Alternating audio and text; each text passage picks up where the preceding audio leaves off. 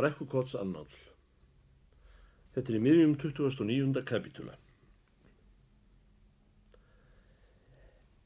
Drömman taldi sig ekki hafa annað hlutverk í hérvist sinni en lækna þessa yfirnáttúrlegu konu af hinum yfirnáttúrlegu sjúkdómum sem þjáðu hana og hafði ekki aðeins sjálfur gerst læknir af því að reyna við hana eins og fyrr segir, heldur lét hann ekki steini óvelt til þess að ná fulltingi annarra heilsufræðinga í þessu máli ef vera mætti að einhver lumaði á aðferð sem kæmi að haldi. Hann var ekki fyrr kominn suður en hann tók að leita uppi alls konar heilsubótarmenn. Hann var slíkur snillingur í að tala konu sína, svo fyrir lærðum sem ólærðum, að menn komust ekki hjá því að fara að hafa hana í þöngunum. Hann talaði hana með stórum káum og pjéum sem höfður í Norðurlandi og jafnan verða linumæltum sunnlendingum mikið aðdáunarefni. Hann byrjaði á því að teyma upp á loftið hjá okkur þá lækna höfuðstaðarins sem taldir voru einna auðkeptastir, en það voru hangarar, blóðtökumenn og stólpíparar. Honum tókst einnig að teygja upp á loftið skjalfesta doktora sem langaði að sjá hvernig sú kona væri í hátt sem verið hefði Hjarðmær á Grikklandi, kóngsdóttir í Himalajafjöllum og ástmey skáldsins Hóratíusar, auk þess sem var komin af lönguhlíðarfólki. Þeir gáfu henni sterklega þefjaðar mikstúrur, svo kaftinn Hóensen fékk hnerra og jafn Runólfur Jónsson. Einu sinni kom sjálfur landlæknirinn með staf, lonnéttur og háan flibba. Það kom líka grasakona sem gekk við broddstaf og hafði skuplu og reykt úr pípu. Loks hafði Ebenezer Drömman upp á hinu úrelta slekti torflækna að óglemdum mykjulæknum sem því miður voru þó farnir að týna tölunni en mundu verðskulda að þá yrðu skrifaðar bækur. Sumir höfundar halda því fram að lækningar séu einkum í því fólgnar að hughreysta læknin sjálfan. Og eitt víst að læknar eru jafnan mjög óðfúsir að lækna hver annan. Enda hafði Drömman ekki aðrar útvegur með umbun fyrir læknisdóma en bjóðast til að lækna læknana eða fjölskyldur þeirra á móti, bæði með handauppleggingum og fjarhrifum, svo stofnun andlegra tengsla milli skjólstæðinga sinna og meistara sem verða fundnir í Himalaja eftir leynilegri kenningu. Konan var ævinlega reiðubúin til að undirgangast hvaða lækningatilraun sem vera skyldi í vonum að kvalirnar, einkum höfuðkvalirnar, mættu svíja. Sjaldan hefur kona verið sannfærðari afl og vit bónda síns, svo náttúrlegt sem yfirnáttúrlegt, en þessi var. Það var óhugsandi að hún vefengdi ráðstafanir hans í nokkrum hlut. Ekkert fannst konu þessari augljósara en bundnir væru torfusneplar lærin á henni til þess að auka henni jarðarmegin, ellegar reynt að byrgja á henni vitin með volgri kúamykju samkvæmt fyrirsögn Holgóma taðlæknis sjó ef vera mætti að slíkt fengi línað höfuðkvalirnar. Ég hygg að ekki hefði mörg hjónabönd verið jafn góð á Íslandi í þann tíð og þaðan að síður betri.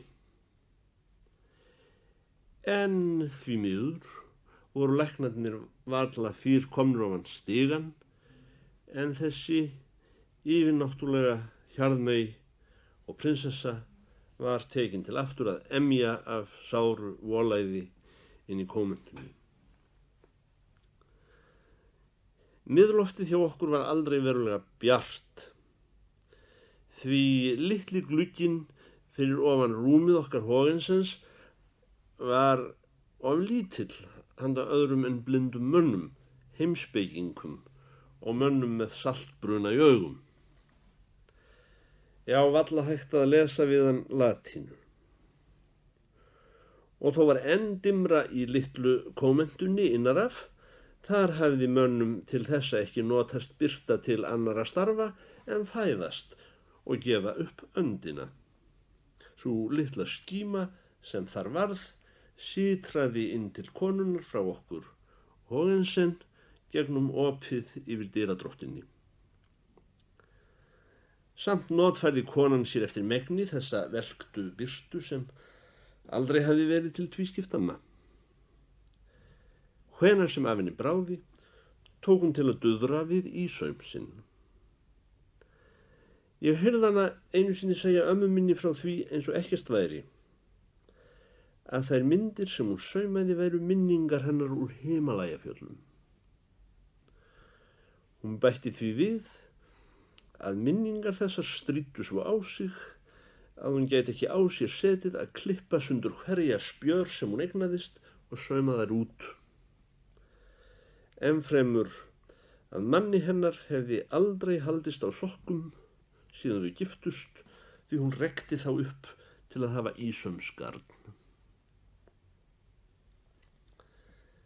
Þessi afbrigðileg skorkvíkindi og fásénar jurtir úr Himalajafjöllum saumaði hún fyrst hvort upp við annað í pjöllurnar og síðan, þegar fleiri komist ekki fyrir, hlið við hlið, saumaði hún nýjar pöddur ofan í hinnar fyrri og rós onni rós, þangað til komnar voru upphleyptar myndir. Hún skreytti þær með lokkum sem hún klippti úr gulu hári sínu og fiðri sem hún reytti úr koddanum. Seinast var klúturinn orðinn stinnur sem fjöl og mátti reisa hann upp á rönd. Þessar samþjöppuðu myndir urðu svo svipmiklar hjá konunni að það var ekki líklegt að sá sem einu sinni leiddi þær augum gleymdi þeim framar. Konan virtist ekki viðurkenna tilveru manna nema þeir væru með einhverjum hætti læknarinnar eða hjúkrunarmenn. Þegar læknum sleppti talaði hún fátt. Hún yrti ekki á okkur miðloftsmenn, en bað að hurðin væri aftur. Það liðu svo margir dagar að ég sá henni aðeins bregða fyrir í rúminu ef einhver gekk út eða inn dyr hennar. Hið sólbjarta mjólkurlitaða fjallkonu andlit með blám augum undir geislandi hári og sængin upp að höku. Jafnvel þegar hún var að sauma breyti hún upp að höku, hafði aðeins hendurnar uppundan og bera armana og hélt þannig sænginni í fangi sér saumandi. En nú vildi svo til að niður í bæ lá einmitt sá andi í loftinu sem átti Ebenezer draummann að árnaðarmanni. Leynileg kenning var að stinga upp kollinum hér og hvar. Jafnvel upp í latínuskóla fór að heyrast merkilegar setningar eins og til dæmis allt líf er jóga eða allt líf er Maja. Spekingur eins og Ebenezer draummann var mönnum aufúsugestur, ekki aðeins læknum og öðrum heilsubótarmönnum sem hann vitjaði vegna konu sinnar, heldur á þeirra vinum og vinavinum. Hann var þann stórgáfaður maður. Þegar fráleið mátti hann ekki vera að því að stunda konu sína nema endrum og eins, heldur var að predika hana út borg og bí fyrir fólki. Með því heilsufari sem var á konunni, þá var ekki furða þó hún yrði langeigð eftir manni sínum þegar henni þótti honum dveljast of á sálfræðilegum leiðöngrum. Enda voru þau ein orð sem hún heyrðist mæla út fyrir veggi komentunar, bænarköll til kaftins Hógensens að gá fyrir sig út gluggann, hvort ekki sægist til mannsins koma heim. 30. kapítuli. Sálin íklædd lofti. Á löngu stétt, þar sem stúlkurnar ganga, þar kemur á móti mér stúlka. Eftir vana mínum þegar ég mætti stúlkum, þá gætti ég þess að líta í aðra átt. Mér einhvern veginn hálfstóð stuggur af þessum persónum og taldi þeir ekki beinlínis til manna fremur en höfðingjana. Hún var hávexti og vel á sig komin. Ég fann að hún horfði á mig. Þegar hún sá að ég ætlaði að skjótast framhjá henni, þá kom hún við handlegginn á mér. Hún horfði á mig með þessu einkennilega brosi sem virtist búa í sjálfu loftinu, en slá eins og glampa frá ókenndu ljósi á andlitið. Loftið íklætt sál eða sálin lofti og ljósi. Blær. Röddin hefur slíkju af áblásningu þegar hún býður góðan dag. Ég stirna allur upp eins og áður fyrr og hægt að sjá, veröldin líður burt í hvítri þoku. Sú stund var runnin sem ég hafði kviðið undir niðri alla tíð síðan ég flúðana. Sú stund að ég mætti henni aftur. Fjask ef þér komin á fallega skó, sagði stúlkan og horfði á mig úr loftinu. Ég sagði ekki neitt. Af hverju flýið þér okkur? Hvað höfum við gert yður, sagði hún. Ekki neitt, muldraði ég næstum í hljóði. Funduð þér ekki hvað okkur þótti öllum ekki varið í yður? Pabbi minn segir að ég muni hafa mótið yður. Hvað gerði ég?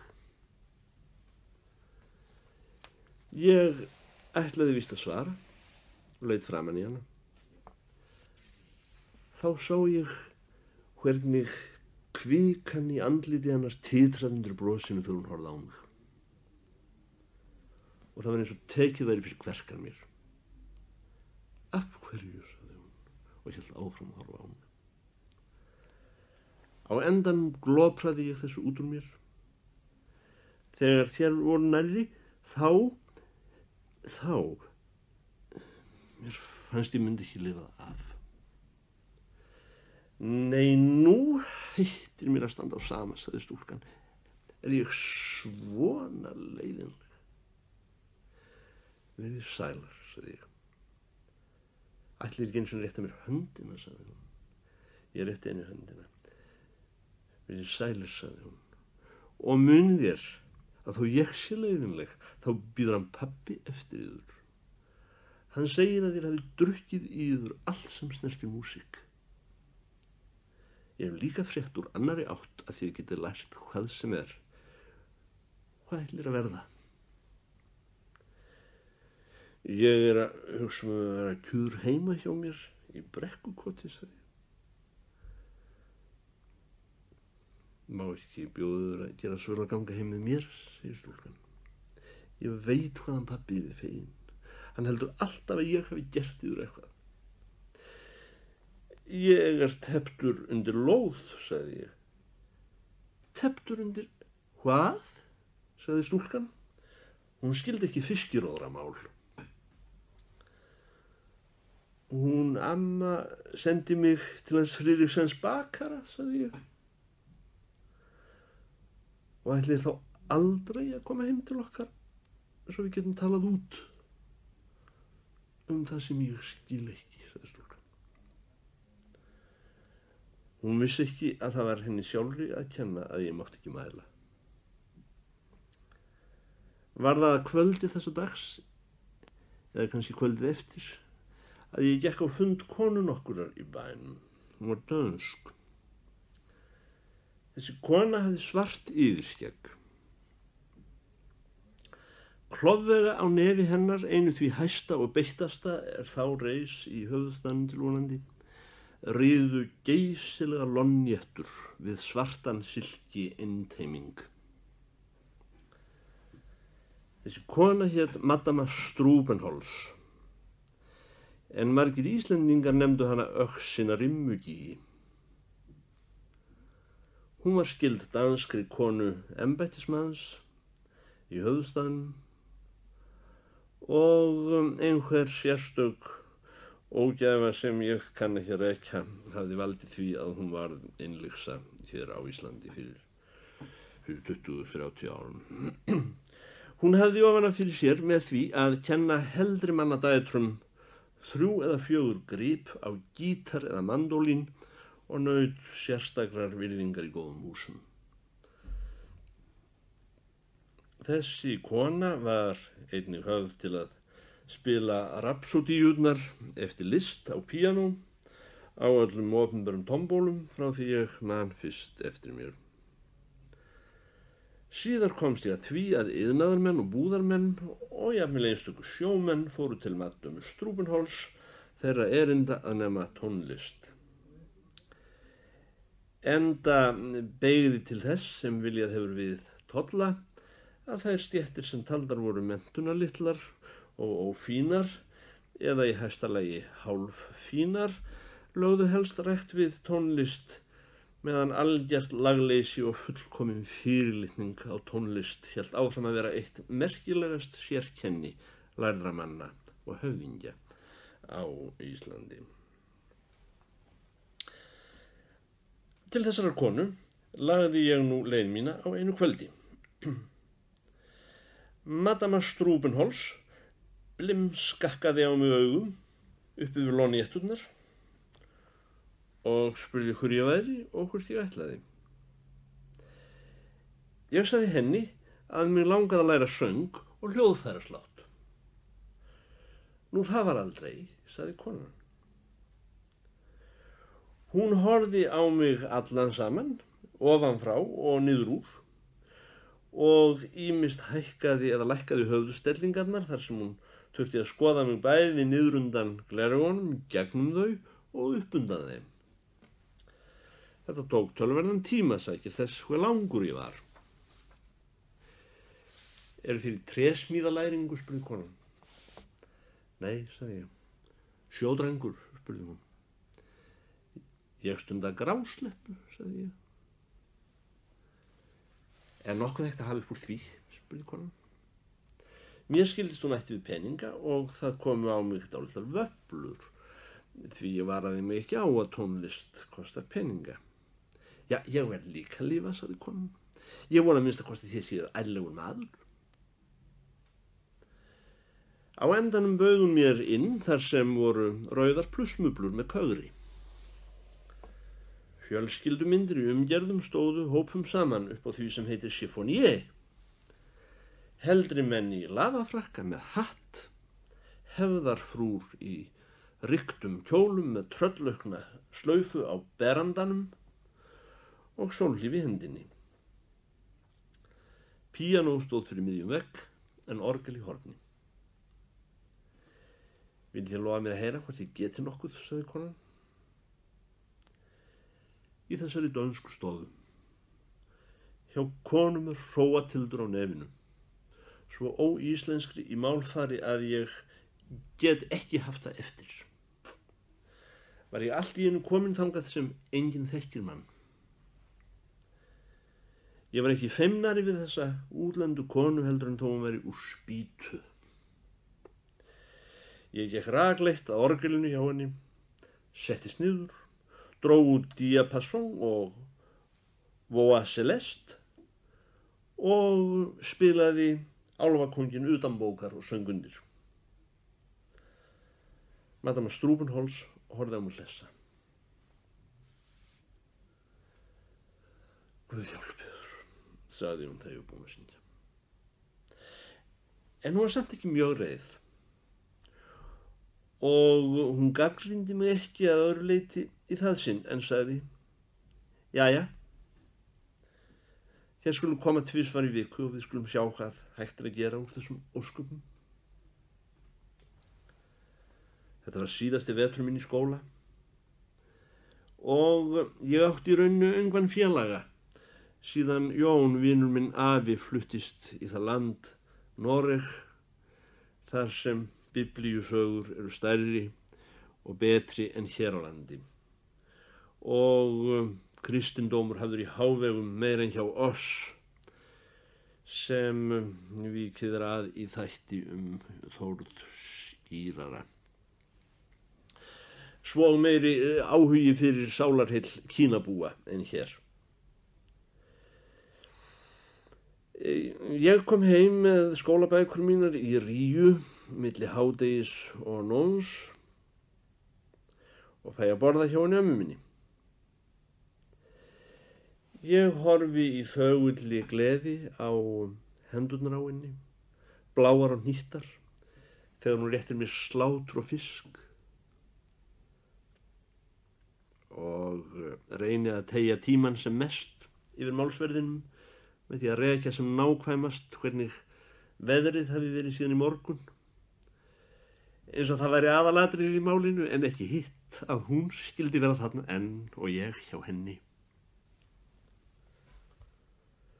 Síðan fer ég upp til mín og reyna að gera mér eitthvað til dundurs, rýna í dæmin mín eða hugsa heimastílinn minn, eða ég tek fram fallegu skóna og fer að skoða þá. Það voru skórnir á honum, Garðari Hólm, og það var oft erfitt að trúa því að slíkir dýrgripir sem vöktu aðdáun bæði karla og kvenna væru mín eign.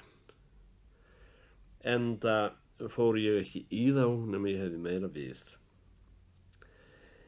Yfirleitt virtist dagurinn vera of liðmargur í mjóhrygginn þegar kom fram á útmánuði.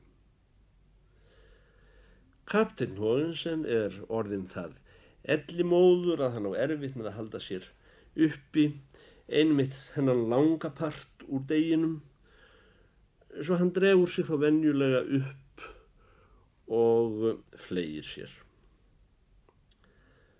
Á þessum tíma árs verða einna fæstar gestkomur hjá okkur, allt þjóðlíf verður kjört heima hjá sér meðan landið er í freraböndum og það er í rauninni ekkert markvert sem gerist nema puntstráið berst í sífellu við rúðuna litlu í nepjunni og stjarnan kemur upp á nóttunni ef heiðskýrt er.